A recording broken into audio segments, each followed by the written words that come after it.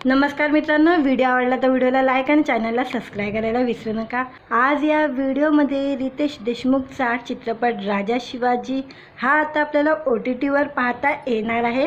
त्याबद्दल जाणून घेऊया आजच्या व्हिडिओमध्ये। छत्रपती शिवाजी महाराजांच्या शौर्यगाथेवर हा चित्रपट सर्वात अधिक कमाई करणारा मराठी चित्रपटाच्या यादीत अग्रस्थानी पोहोचलेला आहे। विशेष म्हणजे या चित्रपटाने बॉक्स ऑफिसवर दमदार कमाई करत अनेक विक्रम आपल्या नावावर केलेले आहे। सिनेसृष्टीतील विक्रम मोडणारा राजा शिवाजी हा बहुचर्चित ऐतिहासिक चित्रपट आता अखेर OTTवर प्रदर्शित होणार आहे।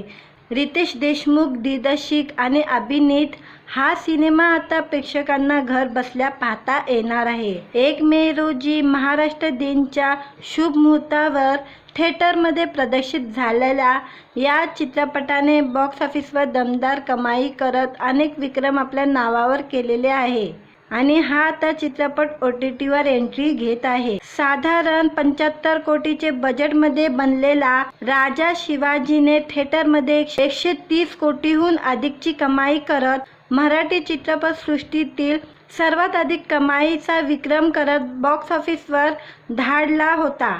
याआधी सैराटच्या नावावर असलेला विक्रम या चित्रपटाने मोडलाय। इतकंच नाही तर देशांतर्गत 100 कोटीचा टप्पा पार करणारा हा पहिला मराठी चित्रपट ठरलेला आहे आणि आता हा चित्रपट OTTवर येत आहे ते जाणून घेऊया।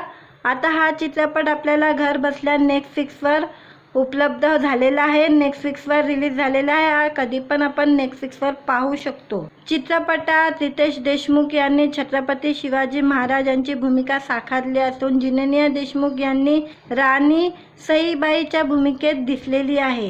संजय दत्त यांनी अफजल खानची भूमिका साकारली असून अभिषेक बच्चन, भाग्यश्री, विद्या बालन, फरदीन खान, सचिन खेडेकर आणि महेश मांजरेकर यांच्या महत्त्वपूर्ण भूमिका या चित्रपटात आहे।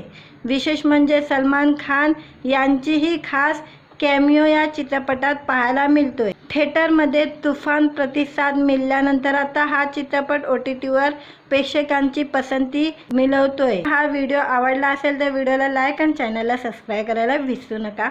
नमस्कार।